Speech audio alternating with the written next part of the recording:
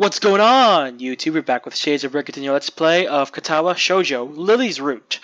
I'm sorry I've been away from this. Again, in my update video I said I had to deal with college stuff. So yes, and also I am in my dorm room now. There's a bit of an echo right now. Hopefully I will get that fixed. I highly doubt I will get it fixed because that includes hanging up stuff to block the echo. And I'm pretty sure that is not gonna happen. Sorry. So, hopefully that gets fixed. Also, I will be starting up another Katawa Shoujo series with my friend Beth. We will be doing Hanako's route, because I heard that's the saddest one, and unfortunately there is a 6-foot concrete wall between myself and my emotions, not my motions, hopefully being with a friend that gets very emotional during sad scenes will hopefully bring down that wall and allow me to, express emotion, because I fear that I'm far too logical and far too what's the word? Far too to myself. I'm not sure what word I should be using. I can't remember it exactly, but I'm like too much of whatever that word I'm trying to figure out to play a game like this. So, and that's not to say I'm not gonna play this game by myself. It's just that like I find it a flaw in myself when I play these games that I'm far too like in myself rather than in the game. So whatever. One flight of stairs and I run into problems. The second floor hallway is a carbon copy of the third floor one. Wide, of course, and plain, like only hallways can be. The problem is that the library's whereabouts are not as easily determined as the one would think. The classrooms are marked with signs stating which class they belong to, but then there is a plethora of other unmarked rooms. Is the library one of them, or is it just somewhere down the hallway? I bet on the latter. I bet on the latter and choose my direction at random. After I turn around the corner, an unmarked door draws my attention because it's not closed. It's not open either, though, just barely ajar, so I can see it's open and nothing else. It would make sense for the library door to be invitingly open. While this one is not quite that, it's good enough. At the very least, it means someone's inside and I can ask for directions no matter how embarrassing that is. I gingerly push on the center of the door with my fingertips, every muscle in my arm ready to pull back at a moment's notice. The feeling of being an outsider into the school can't be shaken from my mind, so much that I instinctively fear doing something wrong by entering. The door slowly creaks as if groaning from a deep sleep, though it's much easier to open than I anticipated. Leaning over and poking my head ever further inside to gain sight of the rooms as fast as possible, the meek hello on my lips is quickly snatched away.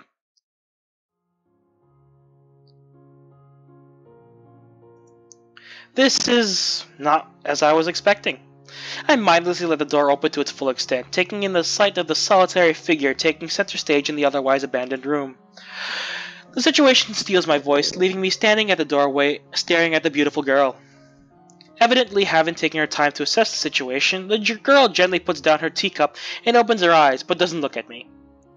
Hello there, may I help you? Staring directly in front of herself, the movements of her lips seem to break the silence rather than the words. However, it's a soft, measured voice that reminds me that she's a being separate from the room itself. Not only is she likely the tallest girl I've ever laid eyes on, but even among the foreigners I've met, she's strikingly distinct. Hi. Sorry for intruding, I was kind of lost. She takes a moment to formulate a response before speaking. Every action she takes feels as if it's carefully choreographed beforehand. Care to take a seat? Unexpected, considering that I'm intruding upon her. Thanks. I slowly step toward another seat opposite her, the girl resting the teacup and saucer on the wooden table in between. The way she doesn't track my movements with her head is telling. That and the slight cloudiness to her eyes mean she must be at least partially blind, like Kenji. Come to think of it, her voice doesn't have any detectable accent either. I guess she must be half Japanese. As I take my seat, her composure takes me slightly off guard. Her air of relaxed confidence... What the hell was vibrating? The fuck? It was just random vibrating. I don't know what the hell that was, but it freaked me out for a second. Of relaxed confidence makes the silence entirely comfortable. The calming atmosphere is so very different from the student council office. I take it you're a new student to Yamaku. Yes, I just transferred in yesterday. I get the distinct feeling my speech pattern doesn't match the formality of hers, extenuated by her restrained bow of greeting, one which I hasten to match before realizing the futility of the action. I'm Lilly Sato, pleased to meet you. Hisao Nakai. She gives a nod before gesturing roughly in the direction of her teacup. Would you care for a drink? Sure. As much as it pains me, I can't keep a step with her formality in the proceedings. She gives a kind nod, taking the request in stride. It's weird because it seems that his inner dialogue is far more formal than his actual diction. It's like he talks like a normal guy outside, but then he's prim and proper in his mind, and he can't seem to formulate it with his mouth. But it seems weird to me that, like, for some reason his inner monologue is far more formal. Without another word, she steps off the chair and prepares a second cup of tea from a collection of supplies laid out along a shelf. A brush here, a brush there, her left hand often lightly touching the side of whatever container she's pouring into. It seems to be a process she's followed dozens of times before. As I lean sideways to see her on her back, she seems to use her long, dainty finger to measure the right amount of water in the cup. It's one thing to see the different disabilities the students in my class have, but it's quite another to see how everyone seems to adapt. Shizune and Misha have no problem working together to communicate to me, and Lilly herself seems to have workarounds for problems I'd never thought of. While I feel slightly guilty about her doing the work, she seems pleased to be following the correct process of the offer or preparing the drink. So, her soft voice brings me out of my silent observance. Which room were you looking for? It's not often this classroom is visited after school. The school library, Shizune and some classmates told me it was on this floor. She finishes pouring water into the teacup as she nods, a small metallic tapping coming from the teacup indicating it's being stirred. I'm aware of Miss Hakamichi, and as are most students. To be with them means you're in class 3-3, no? That's right, in the science room with Muto. She gives a small giggle before setting down the teaspoon and slowly walking toward the table, teacup and saucer in hand. He's quite a character. I'll imagine you'll come to like him, most do. As she sets down the tea, I gently take it and have a sip. I'm more of a coffee person, but it seems this is a rather bad moment to bring it up. Nonetheless, the smell's quite nice. I hardly think it'd be hard to choke down. Thanks, Sato. It tastes really nice. She smiles and quickly waves her hand in front of her face. Lily, please. There's no need to be too formal. She says this in spite of her exceedingly well-bred speech. Oh well. I guess I should try to ask her about herself, as it really does seem as if she's catering to me. So, which class are you from? I imagine it's one of the third-year classes? Correct, I'm in class 3-2, which is on the third floor, same as yours. It's taught by Miyagi. It's specifically for both blind and partially blind students. I find it funny that when I said Miyagi, I had to like slow down and go to my normal voice. I see. Sorry. I feel like slapping myself for the faux pas. Looking at her face, though, she doesn't seem at least a bit put off by it. My, there's no need to change your speech on my account. Sure. Sorry, I guess I'm really showing my newness here. An environment like this would be a big change, so I can't fault you for it. While the same can't be said for everyone. Many have come in turn to turn. No, Lily, I'm sorry. I gave you a speech impediment. While the same can't be said for everyone, many have come to terms with their condition. A category which would include her, it seems. Also ready to jump ship from this particular topic, I segue into another. Again, I didn't know that segue was spelt like that. Do you come here to drink tea often? It's a really nice place. Thinking on it, this might be her version of the place behind my school that I like to have lunch at. I come here fairly often during lunchtimes. My duties as a class representative don't leave enough time for an official club, so a friend and I use this room for having tea. A class rep, huh? Compared to Shizune, her mannerisms seem almost completely opposite. While Shizune is blunt and fiercely driven, Lily seems relaxed and calm, almost aloof. Come to think of it, she might be useful for a less biased view of school's clubs. What kinds of clubs are there to join? The more popular ones are the track and field club, which uses the field near the school during lunchtime, the baseball club, and the book club in a room near the library. There are also numerous small ones too, though, such as the art... Oh my god, I read that so wrong! There are also numerous small ones too, though, such as the art and music clubs. At a time when I'm just wanting to get on my feet, rushing into a club right away seems slightly unappealing. I wonder if the school shares the same rules as my old one. Is it compulsory to join a club? It isn't, though it is encouraged. Ah, good, that's a relief. I really let down my guard around this girl to let such a thing slip out. The fact seems to slightly amuse her. Not wanting my tea to get cold, I finally start drinking it as Lily does the same. As I look over to the window over her shoulder, I notice the light coming into the room has slightly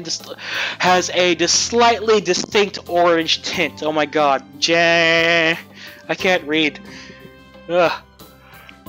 Oh god. I need to learn to read slower! Yeah, it's just because my mouth goes so fast. Even here, time doesn't stand still. Huh, the time's gone quickly. Sorry? Right, she's blind. Of course she can't see the sun setting. Dear sweet god, this is so loud. Did I not lower the volume of the Katawa Shoujo? I did. But why is it so loud? It just looks like the sun's starting to set. It seems to come as a surprise for her. I guess she must have lost track of the time. Sorry, Hisao, I didn't mean to keep you from the library for so long. I quickly moved to allay her concern. I'm not sure if that's pronounced right. Allay? No, it's okay. The library's still open, isn't it? She pauses and takes a moment to think on it. It's probably something I should have asked Shizune when I had the chance, but Lilly seems likely to know in any case. True, it's open until 6:30 during weekdays. A quick glance at my watch confirms I have well enough time to get there. I might get going in that case. It's been nice talking with you, Lilly. She smiles and gives a deep nod, her hands still neatly folded on the table in front of her. It was my pleasure. Oh, come to think of it, shall I show you to where the library is? I couldn't possibly ask for more help. I should be able to find it all right. Well, unless my navigational skills fail me, which they seem to have a habit of doing. It's all right. I was going to be talking to the librarian there in any case. I could introduce you. This gets better and better. It's pretty hard to deny her offer. What the hell was my speech impediment? Like, I don't have a speech impediment at all, in all honesty, and I don't mean to be offensive about that. It's just that I read very, very fast. And, oh wait, no, I didn't mean to save. I read very fast, and my mind actually works very, very fast. And the thing is, I don't really have, like, oral dexterity that well. I'm not very articulate. So when I speak, my mouth tries to match the speed of my mind.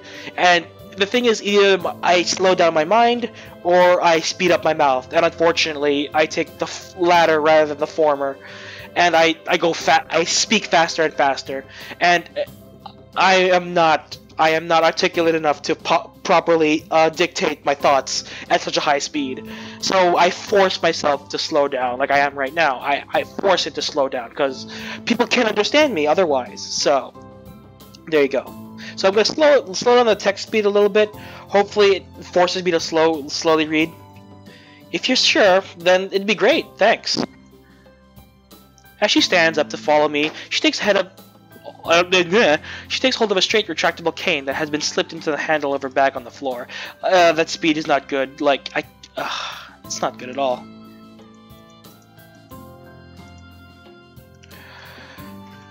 Compared to the cane the boy in my class had, Lily's looked much thinner and longer. His must be for support, whereas Lily's is for navigation. Together we leave the peaceful room and enter the empty hallway on the way to the library. Side by side, my pace carefully slowed to match hers. We slowly walk through the hallway. It doesn't take long for us to arrive at the door to the warm-looking room, apparently situated in the center floor rather than the entire wing. Ladies first. She gives an appreciative smile at the gesture, taking the lead as we file in.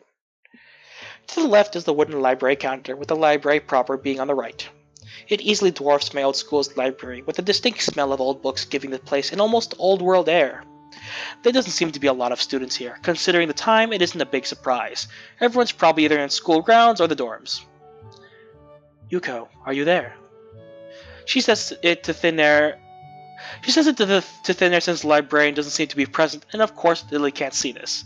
What's unexpected is that this draws a reaction. Something from under the counter thuds against it, followed by a quiet wail. Aww. The origin, apparently the librarian, quickly crawls out and bounces up to extremely rigid attention. Hi, Lily. How can I help you? Her voice is strained in a failing attempt to sound casual, and she's rubbing the back of her head. Good afternoon. What happened just now? I heard a strange sound. It's nothing. I just hit my head. See, I dropped an eraser under my desk, and while I was looking for it, a pencil dropped, and when I was looking for the both of them, you came and surprised me. Are you alright? I'm sorry, I couldn't know. It's okay, sorry for making you worry. This is nothing, I've had worse happen to me. She's quick to reverse Lily's apologies, almost frantically trying to push aside the possibility that she could be any way inconvenienced by bashing her head onto the counter. That was a wordy sentence. Whew. Yes, worse things have happened. The girl fidgets with her fingers as Lily doesn't seem to drop her concerned expression, and then she shuffles some papers around the counter for no reason. A little shorter than Lily, replete with glasses, freckles, and a very troubled look, she seems to fit a library perfectly. Lily, did you get my message? Message? Oh, the 2 imported books that have arrived. Right, they finally came, and I can't believe it took so long, but... Amidst our celebrations, partially for managing to change the topic, I'm sure, she noticed me from the corner of her eye and freezes on the spot when she does. Oh no, I'm sorry for not noticing you before. Did you need something? Did you need to check out a book or return one? I'm sorry. The way she can so quickly shift between moods is a little unsettling. He's with me, Yuko. This is Hisao, a new student. Hisao, this is Yuko, the school librarian. Pleased to meet you. Hisao, right, Hisao. Pleased to meet you. Pleased to meet you too, Hisao. For a second, she visibly attempts to engrave the name in her mind so she won't forget. Yuko often arranges to import foreign books in Braille for me. I need to take a deep breath. I need to, breathe a little bit here. Because, God, I need to calm down.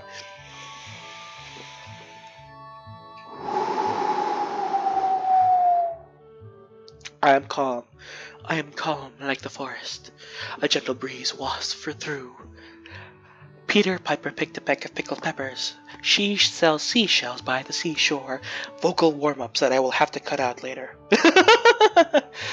Okay, would you like to tell Hisao a little something about the library? Lily's innocent suggestion is met with an expression of abject terror. Please, Lily, I can't. I don't know what he could be interested in. This is too much responsibility. How is it any responsibility at all? I don't get it. But her objection is so sincere, I don't doubt for a second that she would rather disembowel herself on the spot than tell me where the light novels are. But... So there are a lot of books in Braille here? Oh, whoops, wrong voice. So there are a lot of books in Braille here? I attempt to save the day by asking the first thing that pops in my head. It seems to work at least partially, as Yuko seems to not exactly relax, but at least look slightly less tense. Well, I think there's about a third or a fourth of Yamaku's libraries either in Braille or audio. Makes sense given all the blind students that'd be here. Oh god, my eye itches. If it's only that... Oh god! If it's only that, how come this library is so big in the first place? Well, we get a lot of new books regularly because the library is adequately endowed. That's probably why. I spend more new books than on my salary, and then I have to organize and shelve all of them. It's so troublesome and they weigh so much. I wish I could quit this job. A very awkward silence follows this revelation of too much information. I'll go check the aisles then, if you don't mind. It's probably best for all of us if she doesn't keep talking to me. Very well. Meanwhile, Yuko, I would have those books if it's alright with you. My first impression was right. The library is surprisingly big. Ambling down the narrow aisle, I study the spines of the books in random order, occasionally sliding one out to read the blurb, taking it with me if it looks good. In a few moments, I have a respectable stack of books in my arms. I guess I'll never be stuck for a choice in here. The normality of the library sinks in. Sure, there are large print and Braille books scattered throughout, but that is what it is, a library. It's as if the calm mood from the room I had tea with Lily and snuck with us in here, unless it was here to begin with. God, my brain processed that, but my mouth was like, God, I need to work on my diction. Something about that puts me at ease, just like before. I reach the end of the aisle and find a collection of desks set up for study or personal reading. Going a little further through, I discover a nice quiet corner at the back. While the rest of the library has the odd students sitting at a desk, either reading or stealthily sleeping, the back is pretty much deserted. As I glance around, I see someone who I recognize sitting on one of the several beanbags. It's Hanako! Hi, Hanako! She's so cute. Look at her. Look at her. She's so pretty. With her blouse and her skirt and her thigh highs and her book and her hair. I didn't know what else to say. It's a dark-haired girl from my class, the one who snuck out of the classroom earlier. She's reading a book, keeping it close to her face, which makes her look like she's really into it. From the way she was acting today, I had her pegged as more of a delinquent than a bookworm. In fact, her mysterious disappearance from the class raises all sorts of whys in my head. Intrigue floats slowly but surely toward the surface, and before I know it, I'm walking towards the mysterious long-haired girl. I guess there's no harm in introducing myself as I would with anyone else. She's a classmate after all. Walking over to another beanbag, I take a seat and lay my books beside it. The girl starts looking scaredly up at me from underneath her fringe. This is the first I've ever seen her this close. Underneath her long, dense bangs, I can see part of her face. At least a third, if not half, is pretty badly scarred. My eyes are immediately drawn to the scars, subconsciously peeking past her hair until they meet her own eyes. For a second, I am shocked and divert my eyes to the book in her hands before I realize that looking away probably only makes it worse. It takes too many seconds to collect myself and I remember what I walked up to her for.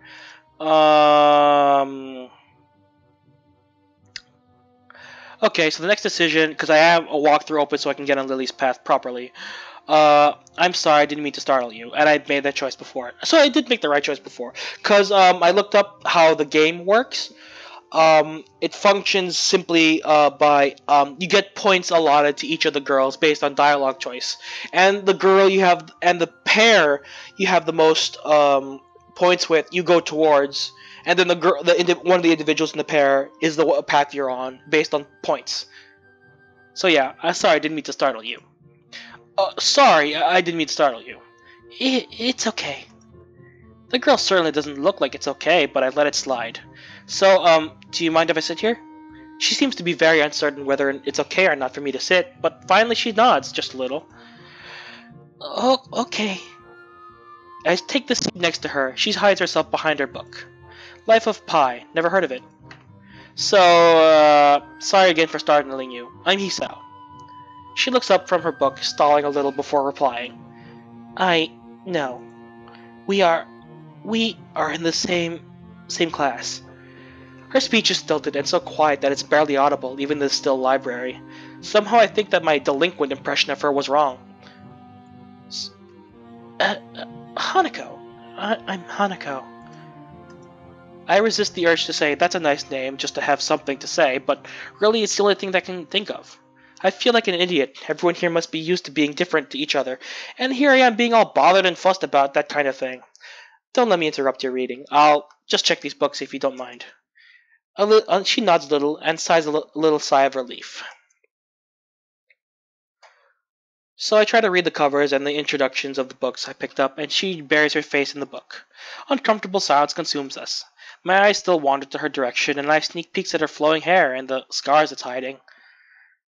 After a while, I realize that she's doing the same, and only pretending to be immersed in Life of Pi.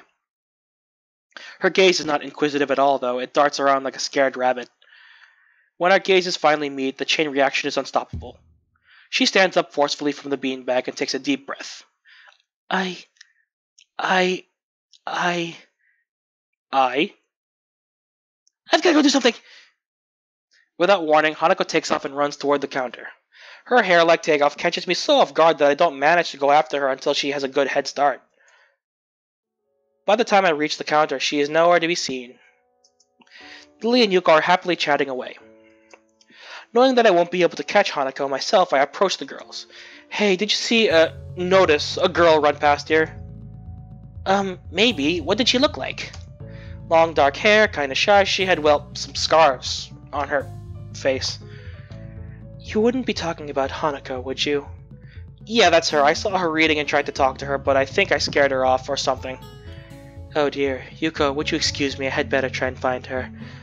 Sure, I'll hold on to these until you come back. What's going on? I'm sorry, but I'll have to explain it to you some other time. Right, I'll see you later then. Lilly hastily grabs her cane and hurries out of the library, leaving me alone with Yuko. I don't think I'll ever get the hang of this place. Did I do something wrong? What did you do? Nothing. I was just looking for some books, and then she got this fit and ran off. The most offending thing I could think of was that I might have looked at her general direction a few times. Well, she's a very timid girl. You have to be very careful around her. She can be very jumpy, I think, and she's not accustomed to talking with other people. Isn't that a bit Strange. I wonder, it's just how she is, I think. Hugo doesn't sound at all convincing. Then again, maybe this is just the norm around here. Everyone has their own problems, or else they wouldn't be here. But how should I deal with these people? Forcing myself to act overly casually only makes me feel phony. Like I was supposed to be ignoring the elephant in the room. Yuko fidgets, looking like she wants to say something to that, but resists it. I think it's an elephant only if you feel that way. I guess she doesn't have a good sense of self-restraint. It makes me smile. And she blushes heavily. What? Did that sound stupid? No, it sounded really wise. I guess you're right. It's more about me than anyone else. Neither of us has anything to add, so Yuko fills the silence by shuffling some papers around. People who have papers on their desks really like doing that. Did you find any books? I should be closing soon. I mean, this library should be closing, but I have to do it. I hope that's not too inconvenient for you. Oh yeah, I want some books, but I left them over there because... I'll just go get them. I fetched my stack of books from beside the beanbags where Hanako and I were sitting, and returned to the counter. Wow, you read a lot, don't you? I surprised myself with that too, honestly. At least when I really think about it. I had a lot of free time earlier this year, so I just kind of started reading books to fill the time. I couldn't do much else. I see. But she doesn't say anything else and just checks out my books for me. I guess this is what they call tact. Okay guys, I'm going to have to end this part here. As usual, I am really having fun with this game. The constant plot, the constant... what's the word? The constant dialogue, introduction to characters, learning. You're constantly learning something about this game. And I have to say, I really like it. So, again, I know this is something I've done before. This is going to happen for at least 3-4 parts, maybe 5, depending on how fast I get through them. So anyway, thank you all so much for watching. If you like this video, hit that like button. If you want to see more videos from me, hit the subscribe button. And you're now exiting the Shadyverse. My name's Shades, and I hope you've enjoyed your day in the shade. See you guys later.